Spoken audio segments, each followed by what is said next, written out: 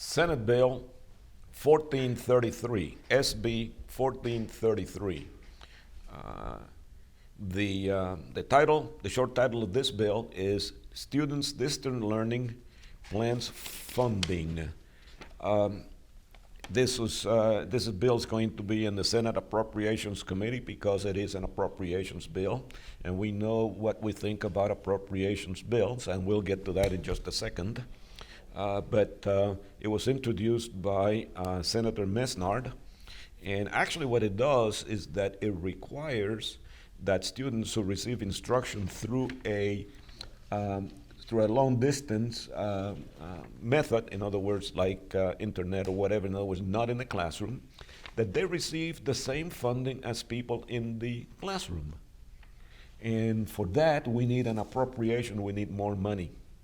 Now, the question that is a logical question, if there's less activity, if the teachers spend less time, if you have less cost because you're not running the building and all of these things, you're not transporting the kids from the house to the school, none of this is happening with this distance learning. Why do we need more money? Why do we need a special appropriations bill to do this?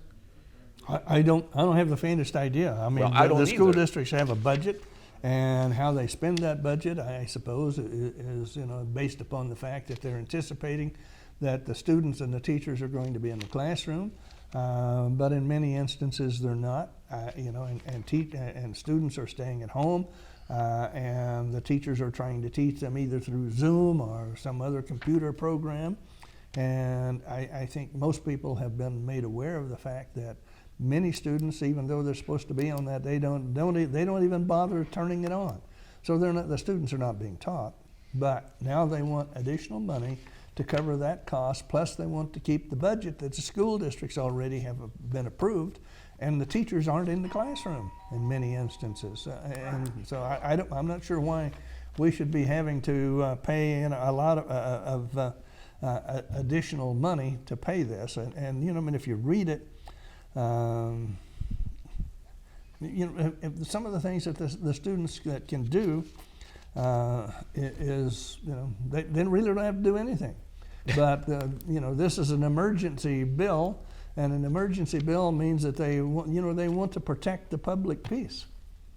And I agree. I mean, in the past, just remember, just a year or so ago, we had all of those Ed for Red people down at the state capitol, and I mean, they were going into every meeting and every house and everything else, threatening the peace. Well, I don't mean maybe. I don't see this as an emergency type bill though, and hopefully the teachers really won't get out and start threatening the public peace, which is what the emergency provision of this is. And they want it to be retroactive to June 30th of 2020. So somewhere there's going to be some money involved in this, and none of it seems to make much sense. I'm against it. This is a terrible, terrible bill. Why Mr. Mesnard introduced it is beyond me.